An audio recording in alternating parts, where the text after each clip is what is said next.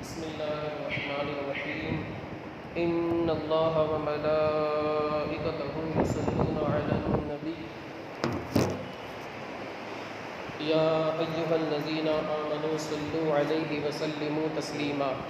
یہاں آگے کتاب ہو گئی ہے لیکن صف کے اوپر. اللهم صل على سيدنا ومولانا محمد معدن الجود والكرم وآله الكرام وابنه الكريم وبارك وسلم. عزیزان ملت اسلامیہ، پرسوں عمرے کا مختصر طریقہ بتایا گیا. بہت سارے مسائل اس میں رہ بھی گئے تھے، لیکن چونکہ وقت زیادہ نہیں تھا اس وجہ سے مختصر طور پر جو کچھ ہو سکا بیان کر دیا گیا. ایک مسئلہ خاص طور سے آج کل لوگ پوچھتے بھی ہیں عمرے کے تعلق سے، وہ حضرات کو بتا دو. جیسے نفلی طواف کے لیے آج کل سعودی حکومت نے آج کل ایک قانون بنا دیا ہے. جگہ جگہ ہر گیٹ پر پولیس والے کھڑے رہتے ہیں اور بغیر احرام کے اندر آپ کو جانے نہیں دیں گے. یعنی آپ اگر سادے کپڑوں میں جا رہے ہیں تو آپ کو سیکنڈ فلور پہ جانا ہے، گراؤنڈ فلور اور فرسٹ فلور پہ آپ نہیں جا سکتے. یعنی آپ کو نفلی طواف کرنا ہے تو آپ سیکنڈ سے کیجئے، اوپر جو سیکنڈ فلور ہے وہاں سے. مطاف میں یعنی خانہ کعبہ کے بالکل قریب سے آپ نہیں کر سکتے. یعنی گراؤنڈ فلور سے آپ اور اسی طرح فرسٹ فلور سے آپ نفلی طواف نہیں کر سکتے. سعودی حکومت نے آج کل یہ قانون نکالا ہے. اور پولیس والے جب آپ سادے کپڑے میں جائیں گے تو آپ کو گیٹ ہی سے واپس کر دیں گے. اور ایک راستہ بنا ہوا ہے، وہاں پر لکھا ہوا ہے للمصلیین یا دخول المصلیین، یعنی نماز پڑھنے والوں کے لیے. وہاں آپ جا کے نماز پڑھ سکتے ہیں. اور نفلی طواف اوپر سے کرنا ہے. نیچے سے آپ جائیں گے تو احرام کی حالت میں یعنی عمرے ہی کے لیے جانا ہے. تو اب بہت سارے حضرات یہ پوچھتے ہیں کہ کیا ہم ایسا کر سکتے ہیں، یعنی ہم عمرے کے جو کپڑے یعنی 2 چادر وہ باندھ کر کے وہ پہن کر کے ڈائریکٹ ہم مطاف میں چلے جائیں، تو اس طریقے سے کرنا جائز ہے یا نہیں؟ یعنی احرام ہم نے باندھا ہے، عمرے کی نیت نہیں ہے. نفلی طواف کرنے کے لیے عمرے کے کپڑے پہن کر مطاف میں ڈائریکٹ ہم جا سکتے ہیں. تو میں نے بڑے بڑے علماء کرام سے پوچھا جو ہندوستان کے نامور اور مشہور علماء کرام ہیں، ان سب کا یہی جواب آیا کہ آپ چونکہ اس کی نظر میں عمرہ کرنے جا رہے ہیں، یعنی وہ پولیس والا یا گارڈ جو بھی ہے اس کی نظر میں یہ ہے کہ یہ عمرے کے لیے جا رہا ہے، مگر آپ جا رہے ہیں نفلی طواف کے لیے. یعنی گویا کہ آپ اس کو ایک طریقے سے دھوکہ دے رہے ہیں، آپ یا پھر جو کوئی بھی ہو. تو دھوکہ جو ہے غیر مسلم کو بھی دینا جائز نہیں ہے. دھوکہ جو ہے ایک طریقے کا، ایک جھوٹ جو ہوتا ہے وہ زبان سے بھی ہوتا ہے، جھوٹ جو ہوتا ہے بندے کے عمل سے بھی ہوتا ہے. تو ایک طریقے کا یہاں پر جھوٹ ہے اور دھوکہ ہے. تو علماء کرام نے سختی سے منع کیا ہے کہ اس طریقے کا کام ہرگز وہاں پر نہ کرے. اور یاد رکھے حرم کی ایک نیکی 1,00,000 کے برابر ہے اور ایک گناہ 1,00,000 گناہ کے برابر ہے. وہاں پر دھوکہ کسی کو بھی دینا جائز نہیں ہے. یہاں پر بھی انڈیا میں یا کہیں پر بھی مسلمان کو تو ناجائز و حرام ہے، غیر مسلم کو بھی دھوکہ آپ نہیں دے سکتے. تو یا تو آپ عمرے کی نیت سے ڈائریکٹ اندر چلے جائیں، یا پھر آپ ایک کام کیجئے، نیت ہے انشاءاللہ نیت کے صدقے میں نفلی طواف کا ثواب عطا فرمائے. چونکہ اوپر جانے میں 1-1.5 کلومیٹر میں نے ایسا سنا ہے، اوپر جو سیکنڈ فلور ہے وہاں پر 1 یا 1.5 کلومیٹر کا ایک چکر پورا ہوتا ہے. آپ 7 چکر پورے کریں گے تو تقریباً 10-11 کلومیٹر ہو جائے گا. تو پھر مشقت کا سامنا کرنا پڑے گا. اگر آپ کر لیتے ہیں ماشاءاللہ بہت اچھی بات ہے، لیکن آپ اگر نہیں کر سکتے تو پھر نیچے سے آپ نفلی طواف کے لیے عمرے کے کپڑے پہن کر نہ جائیں. کسی کو بھی دھوکہ دینا جائز نہیں ہے. فتاوی رضویہ میں بھی امام اہل سنت نے فرمایا ہے کہ کسی حکومت کے خلاف ایسا کام کرنا جس کی وجہ سے اپنی عزت چلی جائے، جس کی وجہ سے ہمیں ذلت اٹھانی پڑے، وہ کام نہیں کرنا چاہیے. فتاوی رضویہ میں صاف حضور اعلیٰ حضرت علیہ الرحمت والرضوان نے یہ ارشاد فرما دیا. جیسے ایک مثال میں آپ کو دوں، ویزے کے بغیر آپ چلے گئے، آپ نے سب کو دھوکہ دے دیا. آپ نے مطلب کہ کوئی اور بندہ، اللہ کرے کہ آپ ایسا ہرگز نہ کرو، کوئی مسلمان ایسا نہ کرو، ویزے کے بغیر وہاں چلا گیا، حج کے ایام میں سب جگہ سے نکل گیا، سب کو دھوکہ دیتے ہوئے وہ نکل گیا. حج بھی اس نے کر لیا، حج تو اس کا ادا ہو جائے گا لیکن وہ بندہ گناہگار ہوگا. اور اس کو اللہ و رسول کا کرم کہنا، یہ بھی ایک بہت عجیب سی بات ہے۔ ایک تو دھوکہ دے کر کے یہاں سے گئے، بھائی ایک قانون ہے کہ آپ کو وہاں جانا ہے ویزا لینا پڑے، ویسے تو حج کے لیے انڈیویجول نہیں جا سکتے، بائی ٹور یا حج کمیٹی ہی جانا ہے، لیکن اگر کوئی بندہ بغیر ویزے کے ایسے ہی چلا گیا اور سب جگہ سے وہ نکل گیا، امیگریشن یہ وہ جو بھی ہے سب جگہ سے نکل گیا، وہاں رہنے لگا، حج بھی کر لیا، حج ہو جائے گا، مگر وہ بندہ گنہگار ہوگا، اور اس بات کو یہ کہنا کہ اللہ و رسول کا کرم ہو گیا، تو یہ ایک عجیب سی بات ہے۔ ایک تو اس نے دھوکہ دیا، قانون کی خلاف ورزی کی، تو یہ ساری چیزیں ہمیں نہیں کرنی۔ آپ یہاں پر بھی مثال کو سیٹ کر سکتے ہیں کہ ہمیں ایک تو نفلی کام ہے، اس کے لیے ہم کسی کو دھوکہ دیں، یہ جائز نہیں۔ انشاءاللہ آپ کی نیت ہے، اللہ تعالیٰ اسی نیت کے صدقے میں بھرپور ثواب عطا فرما دے، کیونکہ اب اوپر سے کریں گے تکلیف ہو جائے، نیت انسان انشاءاللہ اللہ ثواب عطا فرما دے گا۔ یا آپ عمرے کی نیت سے چلے جائیں اور عمرہ کرتے رہے، ماشاءاللہ روزانہ ایک عمرہ کرے یا 2 دن میں ایک عمرہ کرے، جتنے آپ سے عمرے ہو سکے آپ کرتے رہے، کوئی مشکل کام نہیں ہے۔ 2.5 گھنٹے لگتے ہیں زیادہ سے زیادہ، 2.5 یا 3 گھنٹے آپ حلق وغیرہ کرائیں گے، جب تک 3 گھنٹے لگیں گے، 3 گھنٹے میں آپ فارغ ہو جائیں۔ تو اس طریقے سے علماء کرام مفتیان اعظام نے یہ فرمایا ہے کہ کسی کو بھی دھوکہ دینا جائز نہیں ہے، سادے کپڑے میں دھوکہ دے کر کے نفلی طواف کی نیت سے جانا یہ جائز نہیں ہے۔ اب بارگاہ رسالت میں حاضری کے تعلق سے میں عرض کروں، سب سے پہلے تو میں نے پرسوں بھی بتایا تھا، سفید نئے کپڑے پہننا یہ مستحب ہے، سفید ہو نئے ہو مستحب ہے، تو آپ سفید کپڑے زیب تن کر لیں، اچھے سے غسل کرے، مسواک کرے، سرما لگائے، خوشبو لگائے، اور بہتر یہ ہے کہ آپ مشک لگائیں۔ علماء کرام نے فرمایا بہتر یہ ہے کہ آپ مشک لگائیں، بہت مہنگی ملتی ہے لیکن آپ کو زندگی بھر کبھی نہیں لگانی، بس ایک ایسا مبارک موقع ہے کہ آپ پیسے نہ دیکھیں، اس میں آپ رسول اللہ کی بارگاہ کا ادب دیکھیں، قیمتی سے قیمتی چیز استعمال کریں، نئے سفید کپڑے آپ زیبتن کریں، نہائے دھوئے، غسل کریں، مسواک کریں، عطر لگائے، سرما لگائے، اور امامے کے تعلق سے بھی فرمایا نیا بہترین امامہ آپ زیبتن کریں، آپ کوئی بھائی جانتا ہو تو وہ آپ کو باندھ دے، پھر اس کے بعد آپ اطمینان و سکون کے ساتھ، آپ یہ وہاں نہ سوچیں کہ لوگ دیکھیں گے کیا کہیں گے، امامے میں لوگ ہنسیں گے، استغفر اللہ، ہم تو رسول اللہ کو راضی کرنے کے لیے جا رہے ہیں، ہم کسی بندے کو راضی کرنے کے بلکہ اللہ اور اس کے رسول عز و جل صلی اللہ علیہ وآلہ وسلم کو راضی کرنے کے لیے جا رہے ہیں۔ اور یہ امامہ صرف اور صرف علماء کے لیے نہیں ہے بلکہ ہر بندے کے لیے امامہ باندھنا یہ سنت مبارک ہے۔ میں نے ایک حدیث پاک پڑھی، میرے آقا ارشاد فرماتے کہ جو بندہ امامہ باندھ کر کے نماز پڑھتا ہے اللہ تعالیٰ اسے 10,000 نیکیوں کا ثواب عطا فرماتا ہے۔ کتنی؟ 10,000۔ تو آپ سے ہو سکے تو ماشاءاللہ وہاں سے آپ آئیں تو عادت بنا لیں، اگر ایسے حالات میں نہیں تو نماز میں کم سے کم امامہ باندھنے کی آپ ضرور کوشش کریں، انشاءاللہ سنت بھی زندہ ہو جائے گی، انشاءاللہ آپ کو ثواب بھی ملتا رہے گا۔ اطمینان و سکون کے ساتھ آپ جس گیٹ سے بھی اندر داخل ہو، آپ کو باب السلام سے جانا ہے۔ باب السلام آپ جانتے ہوں گے کہ دائیں طرف، یعنی آپ لوگوں کا قبلہ تو دائیں طرف سے باب السلام وہاں سے جانا ہے۔ حالانکہ طریقہ یہ ہے کہ جہاں حضور اکرم صلی اللہ علیہ وسلم کے پائے اقدس یعنی باب البقی، میرے حساب سے دائیں طرف، آپ کے حساب سے بائیں طرف، جو باب البقی گیٹ یعنی جنت البقی کے سامنے جو گیٹ جہاں سے ہم باہر نکلتے ہیں، ایکسٹ، انٹر والا نہیں، جو ایکسٹ، تو وہ دروازے سے داخل ہونا یہ سنت طریقہ ہے۔ یہ بزرگان دین سے منقول ہے کہ جو بھی صاحب قبر ہے ان کے قدموں کے پاس سے داخل ہوا جائے، سر کے پاس سے آنا یہ خلاف ادب ہے۔ کیوں؟ اس لیے کہ وہ بزرگ جو بھی آتا ہے اس کو دیکھتے ہیں، ملاحظہ فرماتے ہیں۔ اب جب سر کی جانب سے اگر کوئی بندہ آ رہا ہے تو ان کو چہرہ گھما کر ایسے دیکھنا پڑے گا، یہ علماء کرام نے فرمایا۔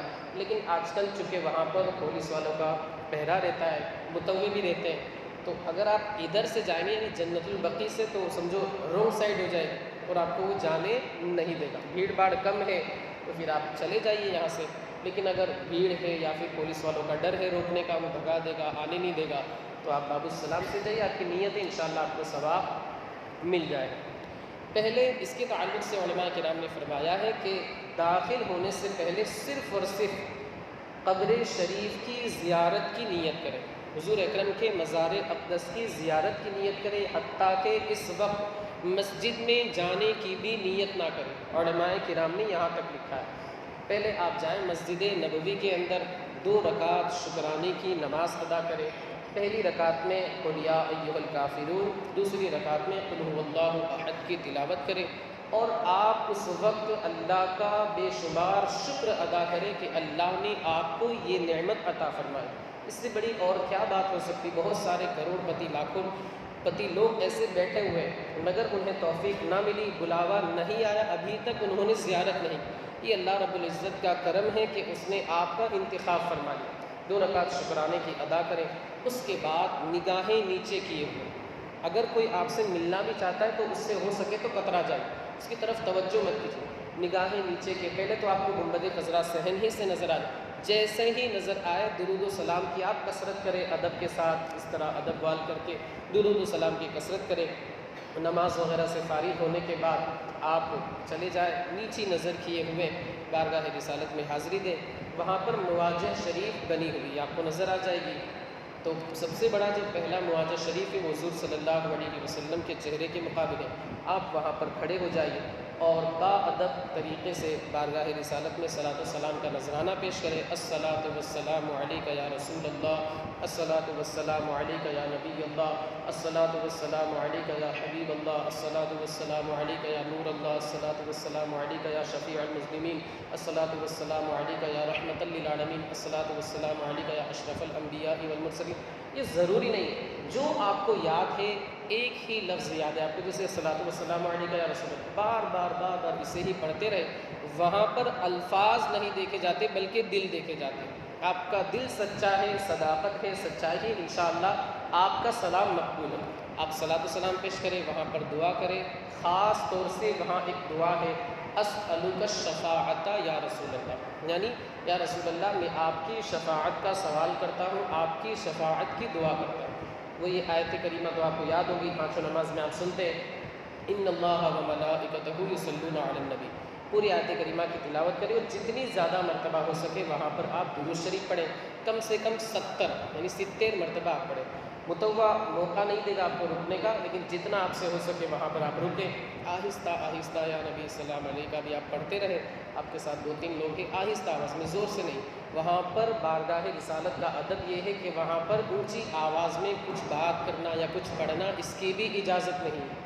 قرآن عظیم میں تو یہاں تک فرمایا گیا کہ جو لوگ اونچی آواز سے بارگاہ رسالت میں بات کرتے ہیں ان کے اعمال اکارت ہو جاتے ہیں، بیکار ہو جاتے ہیں، ضائع ہو جاتے ہیں۔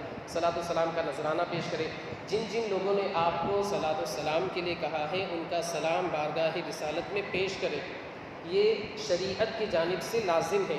آپ سے کسی نے کہا بارگاہ رسالت میں میرا سلام پیش کرنا، تو آپ پر ضروری ہے کہ آپ بارگاہ رسالت میں ان کا صلاۃ و سلام کا نذرانہ پیش کریں، خوب گڑ گڑا کر دعائیں کریں، اگر رونا نہیں آتا رونے جیسا منہ بنا، اور بہت سخت دل ہوگا کہ ایسے موقع پر بھی اس کی آنکھوں سے آنسو نہ نکلے، بہت بڑی سعادت کی بات ہے۔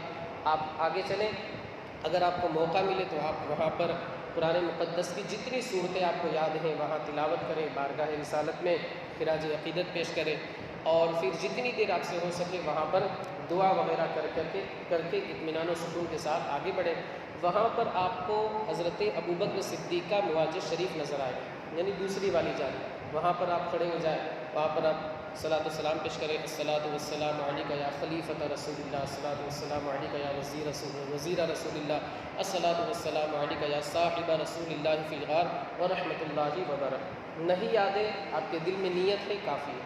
پھر آگے آپ بڑے، حضرت عمر رضی اللہ تعالیٰ عنہ کا مواجہ شریف آئے گا، وہاں پر بھی آپ دعا کریں، یہ الصلاۃ والسلام علیک یا خلیفۃ رسول اللہ وزیر رسول اللہ، اس طرح صلاۃ و سلام پیش کر کے پھر آپ واپس آئیں اور ان دونوں یعنی صدیق و فاروق کی بارگاہ میں ایک ساتھ صلاۃ و سلام پیش کریں، الصلاۃ والسلام علیکما یا وزیران رسول اللہ، اس طرح جو بھی الفاظ آپ اردو میں بھی کہہ دیں گے انشاءاللہ آپ کا سلام قبول کر لیا جائے۔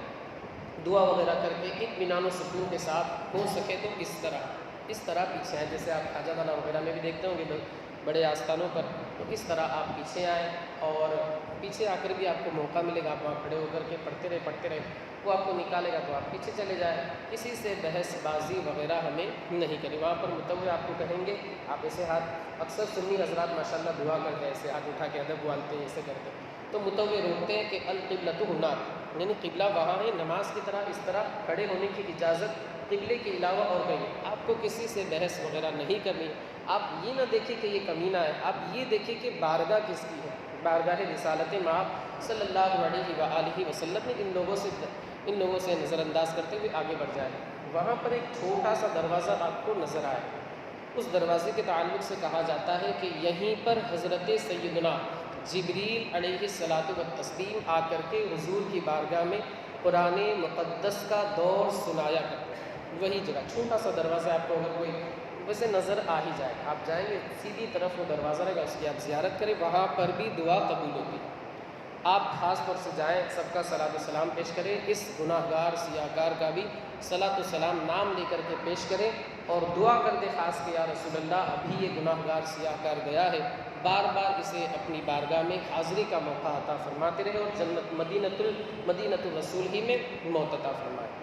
اب آگے بڑھ گئے، پھر وہاں سے آپ نکلے، گنبد خضرا جب آپ کو نظر آئے تو وہاں پر صلاۃ و سلام جتنا ہو سکے، وہاں تو ہم نے کئی مرتبہ یا نبی سلام علیکہ اور مصطفیٰ جان رحمت کھڑے کھڑے پڑھا ہے، دعائیں کی ہے۔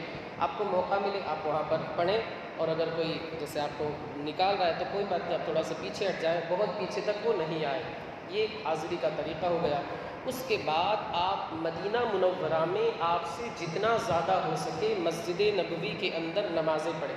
حدیث پاک میں ہے کہ جو بندہ میری اس مسجد میں یعنی مسجد نبوی کے اندر 40 نمازیں پڑھ لے گا، اللہ تعالیٰ اس سے نفاق کو دور فرما دے گا اور جہنم سے اسے آزاد فرما دے گا۔ 40 نمازیں آپ مسجد نبوی میں پڑھنے کی کوشش کریں۔ اصل مسجد حضور کے زمانے میں جو تھی وہ 100 بائی 100 کی ہے، یعنی 100 گنا لمبی اور 100 گنا چوڑی، 100 بائی 100 کی۔ وہاں پر پلر بنے ہوئے، اس میں آپ کو نظر آئے گا ابو بکر، عمر، عثمان، حسن، حسین، وہ آپ نظر آ جائے گا، آپ سمجھ جائیں۔ تو آپ سے ہو سکے تو 100 بائی 100 کی جو مسجد ہے اس میں آپ نماز ادا کرنے کی کوشش کریں۔ لیکن اگر بہت زیادہ بھیڑ بھاڑ ہے اور آپ نے پیچھے نماز پڑھی، جیسے وہ بیچ میں کھلا ہوا صحن ہے، اوپر چھتریاں وغیرہ لگے، وہاں سے گنبد خضرا بھی نظر آتی، تو بھی آپ کو مسجد نبوی میں پڑھنے ہی کا ثواب ملے گا۔ علماء کرام نے یہ بیان فرمایا۔ اچھا، یہ باب السلام ہے جہاں سے آپ نے انٹری کی، اس کے بغل میں باب الصدیق لکھا ہوا ہے، یعنی حضرت ابوبکر صدیق کا نام۔ تھوڑا سا آپ 3 یا 4 قدم آگے چلیں گے تو وہاں ایک گیٹ نظر آئے گا، یعنی کعبہ کی طرف وہ گیٹ۔ بتانے والے بتاتے کہ یہیں پر حضرت ابوبکر صدیق کا مقام ہے، وہاں پر آپ کو نماز پڑھنے کا موقع ملے تو وہاں پر بھی 2 رکعت نفل ادا کریں۔ فرائض تو آپ کو ادا کرتے رہنا۔ یہاں اگر کوئی بندہ معاذ اللہ نماز چھوڑتا ہے تو اس سے بڑا محروم اور اس سے بڑا گناہ گار کوئی نہیں ہوگا، کہ مدینۃ الرسول جہاں پر ایک نماز کا ثواب بندے کو 50,000 کے برابر ملتا ہے، ایک نیکی کا ثواب 50,000 کے برابر اس بندے کو ملتا ہے، تو یہاں پر آپ 2 رکعت نماز ادا کریں اور فرض بھی ادا کریں گے جماعت بنا کے تو بھی آپ کو کوئی نہیں روکے گا، اطمینان و سکون کے ساتھ۔ ان کی نماز کے وقت آپ کو نماز نہیں پڑھنی ہے، الگ سے 1 آدھ گھنٹے کے بعد آپ جماعت بنا کے اطمینان سے پڑھتے رہیں۔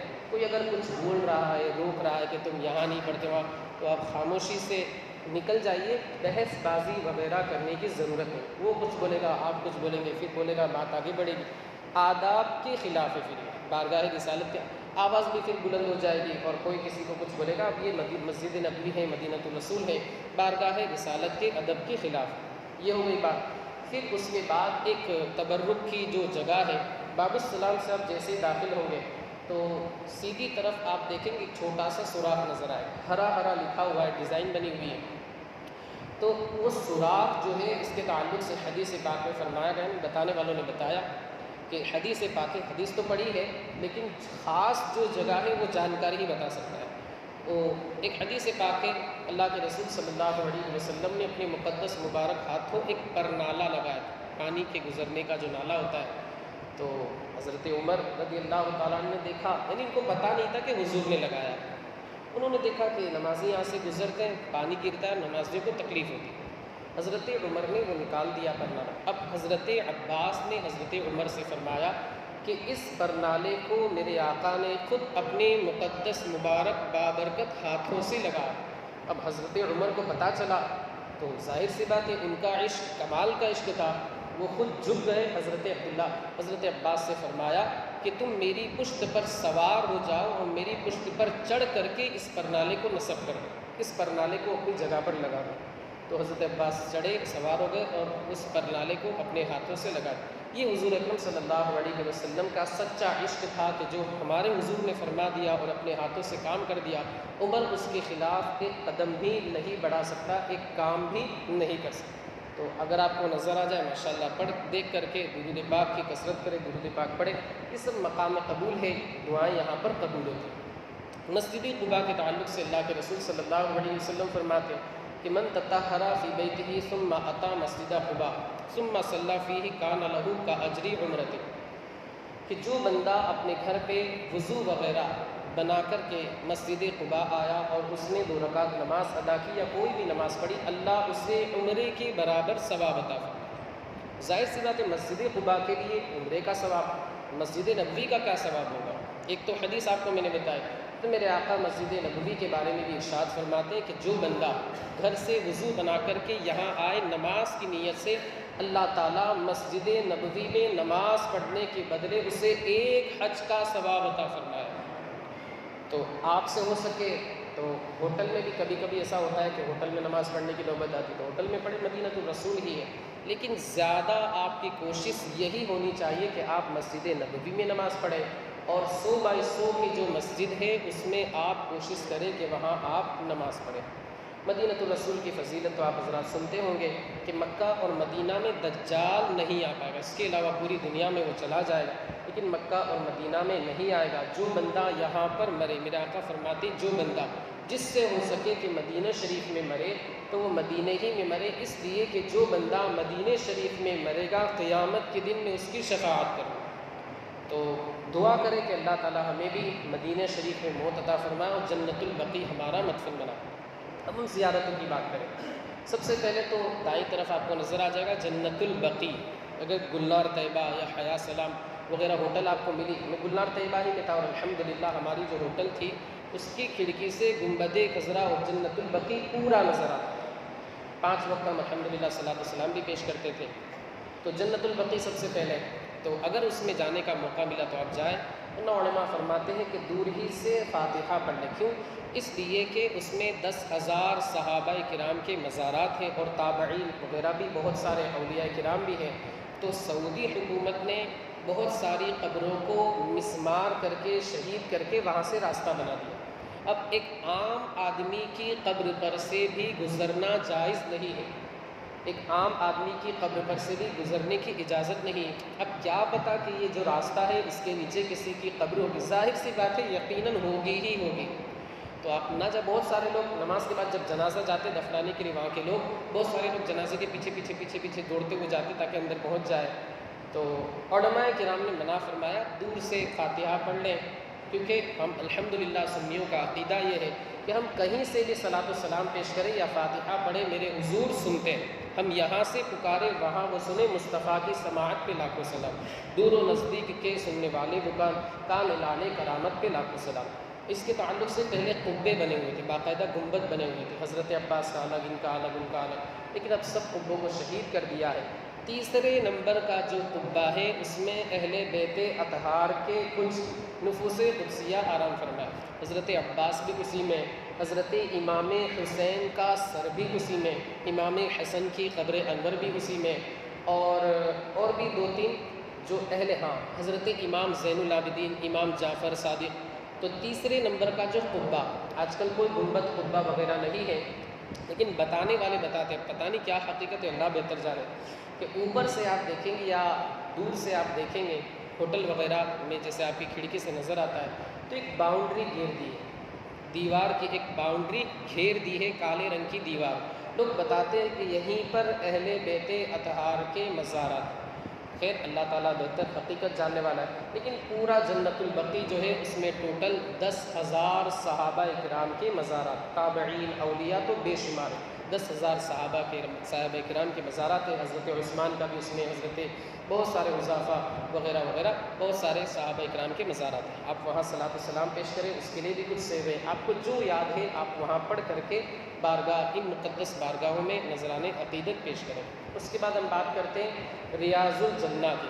میرے آقا ارشاد فرماتے ہیں ما بین بیتی و منبری روضۃ من ریاض الجنہ، یعنی میرے حجرے اور میرے منبر کے درمیان، جیسے مثال کے طور پر بلا تشبیہ و تمثیل، جیسے ادھر قبر انور ہے، یہ منبر مثال کے طور پر، ورنہ مثال نہیں دی جا سکتی، ایک سمجھانے کے لیے بس آپ کے ذہن سے قریب کریں۔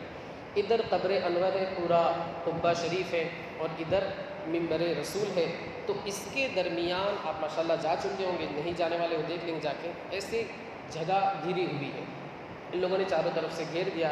حضور نے اسی کے تعلق سے ارشاد فرمایا تھا، ما بین بیتی و منبری روضۃ من ریاض الجنہ، کہ میرے گھر اور میرے منبر کے درمیان جنت کی کیاریوں میں سے ایک کیاری ہے، یعنی جنت کے باغوں میں سے ایک باغ۔ امام فرماتے ہیں اس طرف روزے کا نور، اس طرف روزے کا نور، اس سمت منبر کی بہار، بیچ میں جنت کی پیاری پیاری کیاری واہ واہ۔ یہ حضور اعلیٰ حضرت علیہ رحمت و رضوان کا شعر ہے۔ تو آپ سے ہو سکے تو آپ وہاں پر بھی نماز پڑھیں، جتنا زیادہ ہو سکے آپ وہاں پر قیام کریں۔ آج کل سعودی حکومت نے بہت زیادہ بھیڑ کی وجہ سے، اور جو ضعیف لوگ ہوتے ہیں ان کا خیال رکھتے ہوئے آج کل ایک ان لوگوں نے یہ طریقہ اپنایا ہے کہ آپ کو ایک ایپ ڈاؤن لوڈ کرنا پڑے گا اور اپوائنٹمنٹ لینی پڑے گی۔ وہ ایپ ہوتا ہے، اس کا نام ہے اعتمرنا، میرے پاس ہے، آپ بعد میں لے سکتے ہیں اس کی لنک۔ اس میں آپ کو ویزے کا نمبر ڈالنا ہے، پاسپورٹ کا نمبر ڈالنا ہے، اور سب پورا اپنا بایو ڈیٹا اس میں ڈالنا ہے۔ آپ کو پھر اپوائنٹمنٹ مل جائے گی، جیسے 1 بجے سے لے کے 1:30 بجے، آدھا گھنٹے کی ملتی ہے۔ آپ اطمینان سے لائن لگائیے، آپ کا نمبر آئے، آپ آسانی کے ساتھ جا سکتے ہیں، اور آدھا گھنٹے کا آپ کو موقع ملے گا۔ لیکن رات میں اگر آپ کا نمبر آتا ہے تو بہت اچھی بات ہے۔ میرا بھی 1 بجے کا نمبر آیا تھا، تو الحمدللہ تقریباً اس میں 1.5 گھنٹہ میں رکا رہا، کسی نے مجھے نہیں روکا، سب لوگ اپنی مرضی سے بیٹھے۔ ہر ستون کے پاس تقریباً میں نے نماز پڑھی الحمدللہ، تقریباً 7 یا 8 ستون ہیں، اور ہر ستون کا مطلب ہوتا ہے پلر، جیسے یہ ہے، تو ہر ستون کے پاس دعا قبول ہوتی ہے، اور حضور نے ہر ستون کے پاس نماز پڑھی۔ صحابہ کرام نماز سے فارغ ہونے کے بعد جلدی جلدی ستونوں کے پاس جانے کی اور نماز پڑھنے کی کوشش کرتے تھے۔ کیوں؟ اس لیے کہ سب ستون مبارک ہے، اور سب ستون کے پاس حضور نے نماز پڑھی ہے، اور ہر ستون کے پاس دعا قبول ہوتی ہے۔ ریاض الجنہ میں آپ جائیں، ستون عائشہ، ستون استوانہ، اگر آپ کو اردو آتی ہے تو سب آپ پڑھ لیں گے، تو ہر ستون کی الگ الگ تفسیر انشاءاللہ وہ کسی موقع پر انشاءاللہ بیان کی جائے گی۔ ہر ستون کے پاس، یا جتنے زیادہ ستون کے پاس آپ کو نماز پڑھنے کا موقع ملا، آپ نماز پڑھیں، اللہ اللہ کریں، سب کے لیے دعا کریں، یہ بھی دعا کے قبول ہونے کا موقع ہے۔ اور جس بندے نے یہاں نماز پڑھی، گویا کہ اس نے جنت کے باغ میں نماز پڑھی۔ آپ دعا کریں، اس فقیر گناہ گار کو بھی یاد کریں، اور سب اہل سنت و جماعت کی بے حساب مغفرت کی دعا کریں۔ اس کے بعد آپ، جیسے آج کل ریاض الجنہ میں یہ لوگ پیچھے والے گیٹ سے لاتے ہیں، جیسے اس گیٹ سے آپ اندر آئیں گے، آپ کو ایک اٹھی ہوئی جگہ دکھے گی 1.5 فٹ کی تقریباً۔ ایک تو جیسے روزے رسول ہے، روزے رسول کے جسٹ پیچھے ایک صف لگتی ہے، پھر ایک صف کے درمیان جگہ خالی ہے، نیچے کچھ نہیں ہے، یعنی وہ جگہ اٹھی ہوئی ہے۔ پھر اس کے بعد پیچھے آپ کو تقریباً 1 فٹ یا 1.5 فٹ کی اونچی جگہ ملی، اسے کہا جاتا ہے اصحاب صفہ کا چبوترا۔ یہاں بیٹھ کر کے اللہ کے رسول صلی اللہ علیہ وسلم درس دیا کرتے تھے اپنے صحابہ کو، اور اصحاب صفہ کی تعداد 400 تھی، ان کے سردار حضرت ابو ہریرہ رضی اللہ تعالیٰ عنہ۔ تو یہ اصحاب صفہ ہے، اس کی بھی زیارت کریں، اور ریاض الجنہ میں جب آپ جائیں گے تو انشاءاللہ آپ کو وہاں پر بھی نماز پڑھنے کا موقع ملے۔ نماز اطمینان و سکون کے ساتھ پڑھیں، وہاں پر دعا کریں۔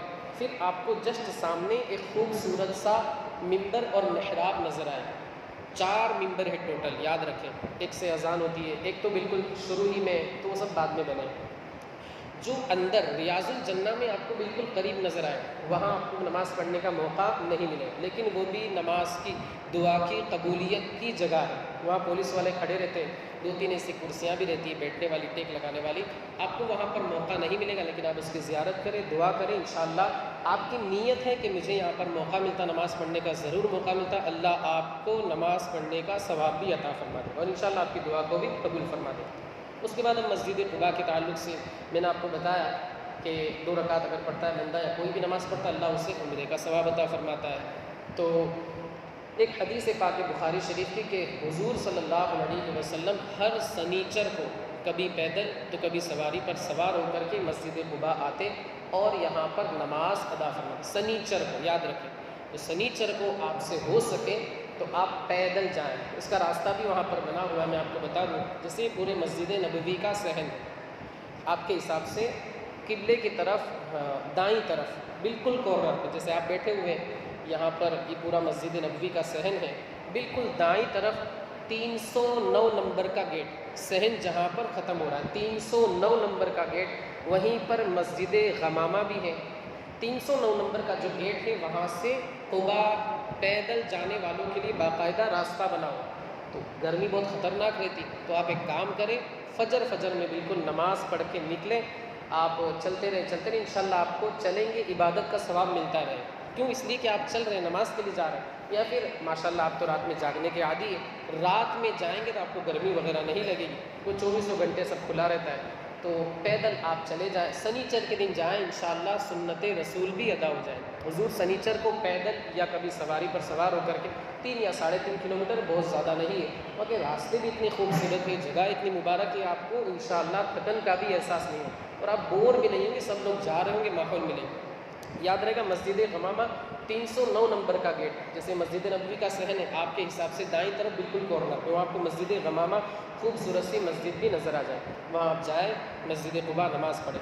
اچھا، مسجد قباء میں 3-4 ستون نظر آئیں، جیسے ہماری مسجد ہے، مان لیجئے یہ جماعت خانہ ہے، اس کے یہ 2 پیلر ہیں، وہاں بھی اسی طرح 2 پیلر ہیں، میرے پاس ویڈیو بھی میں بنا کے لایا ہوں، تو اس کے سیدھی طرف والا جو پیلر ہے، جیسے مسجد قباء اور اس کا جماعت خانہ ہے، تو اس کے بیچ میں اسی طرح 2 پیلر ہیں، تو سیدھی طرف والا جو پیلر ہے، کونے میں وہ نہیں بلکہ بیچ میں سینٹر ہے، وہاں بھی اس طرح منبر و محراب بنے ہوئے، تو امام کے سامنے سیدھی طرف، یعنی آپ کا سیدھا میرا الٹا، جو منبر جو ایک ستون بنا ہوا ہے، وہ ستون بہت مبارک، یعنی آج کل تو نیا بن گیا ہے لیکن وہ جگہ بہت مبارک ہے، اسی جگہ پر اہل قباء کی شان میں آیت کریمہ نازل ہوئی، تو آپ سے ہو سکے تو وہاں آپ نماز پڑھیں۔ ہم تو الحمدللہ وہیں پر نماز پڑھیں، کیوں؟ اس لیے کہ بہت کم لوگوں کو یہ معلوم ہے جگہ، اسی جگہ پر لمسجد اسس علی التقویٰ 11ویں پارے کی سورہ توبہ کی آیت کریمہ ہے، آپ وہاں پر نماز پڑھیں، بہت مبارک جگہ ہے۔ اسی جگہ حضور صلی اللہ علیہ وسلم تشریف فرماتے کہ حضرت جبرائیل یہ آیت کریمہ جو کہ اہل قباء یعنی قباء میں رہنے والوں کی پاکیزگی کے تعلق سے آیت کریمہ لے کر کے اترے تھے۔ یاد رہے گا وہ جگہ یعنی مسجد قباء میں بیچ میں 2 پیلر آپ کو نظر آئی جائیں، بہت واضح، تو وہاں آپ کھڑے ہو کر کے نماز پڑھیں، دعا کریں، وہاں پر بھی دعا انشاءاللہ حضور کے صدقے میں قبول ہو۔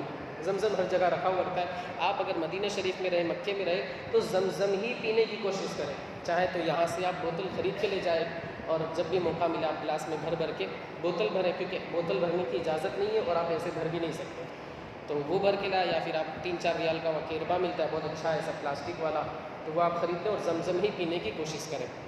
یہ مسجد قباء کی تفصیل ہو گئی، بس 15 منٹ آپ کے لوگا، زیادہ نہیں۔ آپ حضرات تیار ہیں؟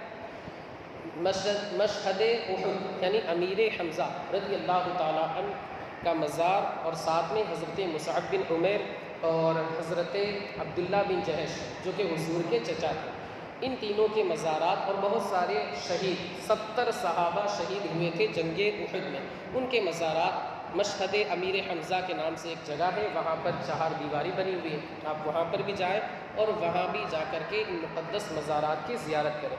زیارت کا طریقہ دیکھیں، کبھی بھی قبر پر جب آپ جائیں تو آپ کی پیٹھ قبلے کی جانب ہو، کیوں؟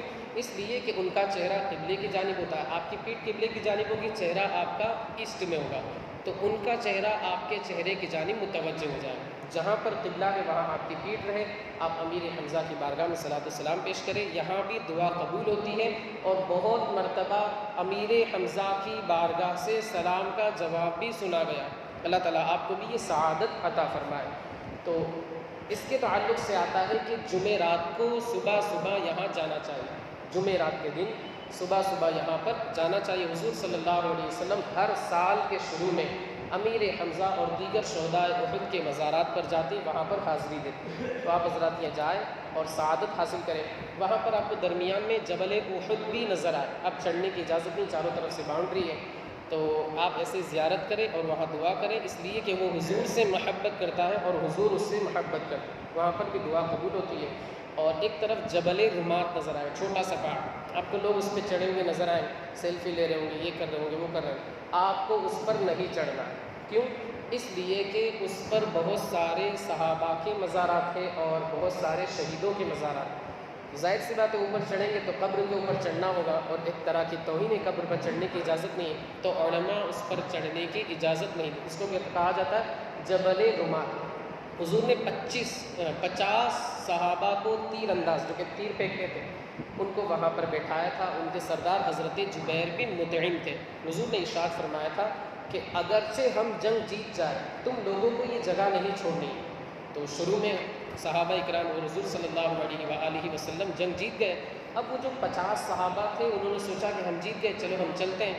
ان کے جو سردار تھے حضرت جبیر بن مطعم, انہوں نے منع کیا کہ حضور نے منع کیا ہے اگرچہ ہم جنگ جیت جائے ہمیں یہاں سے نہیں جانا ہے. ان کی کسی نے نہیں سنی اور سب نیچے آ گئے. حتیٰ کہ خالد بن ولید اس وقت ابھی دامن اسلام سے وابستہ نہیں ہوئے, وہ پیچھے سے آئے پلٹ کر کے انہوں نے حملہ کر دیا. نتیجے میں وہ پورے 50 صحابہ شہید ہو گئے. ان 50 صحابہ کے مزارات اسی جبل رمات کے اوپر, رمات کا مطلب ہوتا ہے تیر انداز بہت زیادہ, یعنی 2 سے زیادہ پلورل تیر انداز. تو آپ اس پہاڑ پہ نہ چڑھے. یہ ہو گئی مشہد امیر حمزہ کی زیارت. اس کے بعد مسجد فجر جہاں پر حضور صلی اللہ علیہ وسلم نے نماز فجر ادا فرمائی تھی, وہاں پر ایک جگہ بنا لی, ایک مسجد بنا لی اور اسے کہا جاتا ہے مسجد فجر. زیارت کا موقع ملے تو آپ وہاں زیارت کر کے آئے. اس کے بعد ہے مسجد جن, جس جگہ حضور نے فجر کی نماز پڑھائی تھی. آپ کی تلاوت کو سن کر کے جناتوں نے اسلام قبول کیا تھا, تو وہاں پر ایک جگہ بنا لی, اسے ایک مسجد بنا لی, اسے کہا جاتا ہے مسجد جن. مسجد رایا درمیان میں آئے گی, آپ کو انشاءاللہ زیارت کرانے والا زیارت کرائے. مسجد رایا, رایا کا مطلب ہوتا ہے جھنڈا. فتح مکہ کے موقع پر حضور نے فتح کا جھنڈا وہیں پر گاڑا تھا, تو وہاں پر یادگار کے طور پر مسجد بنا لی گئی, اس کا نام ہے مسجد رایا. ایک ہے مسجد شجر. حضور صلی اللہ علیہ وسلم ایک رکانہ نام کا ایک پہلوان تھا, بڑا نامور اور بہت خطرناک تھا, مکے میں لوگ اس سے ڈرتے تھے. حضور نے اس کو دعوت دی, تبلیغ کی کہ تم اسلام قبول کر لو, جنت ملے گی وغیرہ وغیرہ. تو اس نے کہا کہ اگر تم مجھے پچھاڑ دو گے تو میں اسلام قبول کر لوں گا. حضور نے صرف اور صرف اپنی 2 انگشتیں مبارک 2 انگلیوں سے پکڑا اور اسے پچھاڑ دیا. اب وہ تعجب میں کہ مجھے آج تک کسی نے پٹکا نہیں, پچھاڑا نہیں, یہ کون ہے؟ اس کو یقین نہیں ہوا. اس نے کہا آپ ایک مرتبہ اور کر کے دیکھیں. حضور تو صلی اللہ علیہ وآلہ وسلم کو اللہ نے ایسی طاقت اور قوت عطا فرمائی تھی کہ آپ دور سے اشارہ کرتے اور گر جاتے. آپ نے اس کی 2 انگلیاں پکڑی اور اس کو گرا دیا. بڑا تعجب ہے. پھر حضور نے ارشاد فرمایا کہ اب میری دعوت کو قبول کر لو وعدے کے مطابق. اس نے کہا ایک معجزہ آپ اور دکھائے اگر آپ سچے رسول. تو حضور صلی اللہ علیہ وآلہ وسلم نے ارشاد فرمایا تم کہو کہ میں کون سا معجزہ دکھاؤں. اس نے کہا وہ دور درخت ہے, اس درخت سے آپ گواہی دلوائیے کہ آپ اللہ کے رسول ہیں. حضور نے ارشاد فرمایا کہ ہم وہاں جائیں یا وہ درخت چل کر کے آئے. تو اس نے کہا کہ وہ درخت اگر چل کے آ جاتا ہے تو اور اچھی بات ہے. حضور نے ارشاد فرمایا, اشارہ کیا, وہ درخت چل کے آیا اور اللہ کے رسول کی بارگاہ میں آ کر کے آپ کی رسالت کی گواہی. یہ دیکھ کر کے وہ مسلمان ہو گیا. آج اسی جگہ پر ایک مسجد بنا دی گئی, مسجد شجر.